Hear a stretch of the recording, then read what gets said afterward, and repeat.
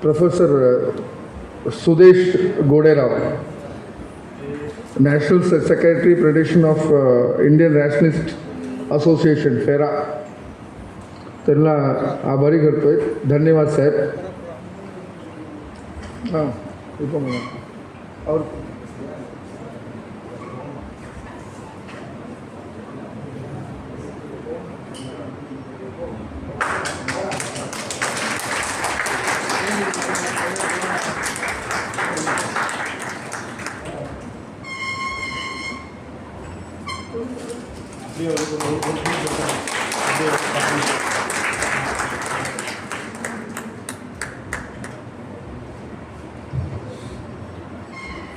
Professor Sudesh கோடேரா வந்து நம்மளுடைய திருச்சி மாநாட்டுக்கு வந்திருந்தார். ரேஷனலிஸ்ட் ஃபோரம், அதாவது பகுத்தறிவா கழக மாநாட்டுக்கு. ரொம்ப நம்ம இயக்கத்தை ரொம்ப கனெக்டிவிட்டி, ரொம்ப உடன்பாடுகள், ரொம்ப எல்லா நிகழ்ச்சிகளையும் கலந்து கொள்ளக்கூடியவர். ஃபிராவுடைய பொதுச் செயலாளர். அவர் ஒரு முக்கியமான நபர். அவருக்கு நம்மளோட நிகழ்ச்சியின் சார்பாக நன்றியை தெரிவித்துக் கொள்கிறோம். அடுத்ததாக ராஜாராம் பாட்டீல் அவர்கள். இவர் ஒரு முக்கியமான நபர் मुंबईला. राजाराम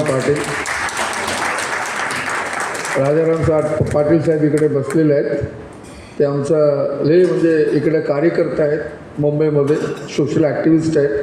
बाबासाहेबबद्दल लय महत्त्वाचं ते काम केलेलं आहे आणि त्यांना आम्ही 2 शब्द बोलायला इकडे आमंत्रण करतो.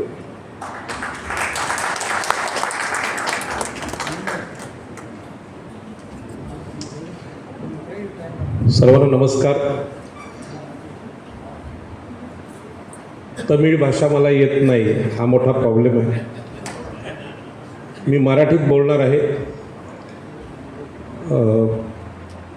आजच्या या विचार मंचाचे अध्यक्ष डॉक्टर के वीरमणी सर, त्यांच्यासोबतचे आताचे वक्ते खाली बसलेत आणि आमचे सगळा विचार मंच. आपण आज मुंबईमध्ये आलेलो आहोत.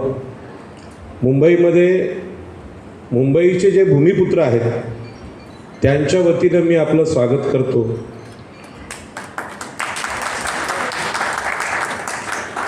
सर्व महापुरुषांना वंदन करत असताना मी अधिक वेळ घेणार नाही, परंतु आपण तमिळनाडूतून इकडे आलेला आहात म्हणून मुंबईची ओळखसुद्धा तुम्हाला असली पाहिजे. कदाचित याच्या अगोदर कोणी सांगितली नसेल.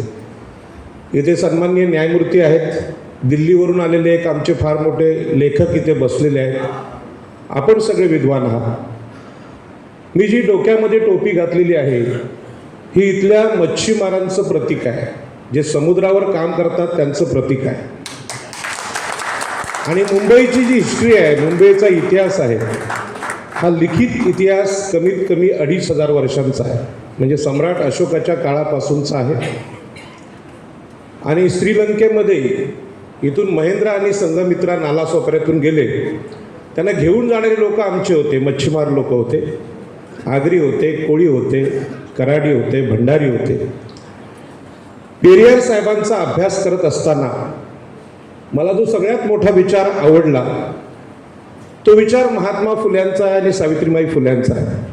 कारण सावित्रीबाई फुले आणि महात्मा फुले यांनी देशाला पहिल्यांदा सांगितलं की आपल्या भारताला गुलाम करताना जे आमचे शत्रू होते त्यांनी पहिल्यांदा स्त्रियांना गुलाम केलं. आणि म्हणून महात्मा फुल्यांच्या साहित्यामध्ये हा शब्द आहे, स्त्रिया, शूद्र आणि अतिशूद्र यांचं शोषण या देशाने केलेलं आहे.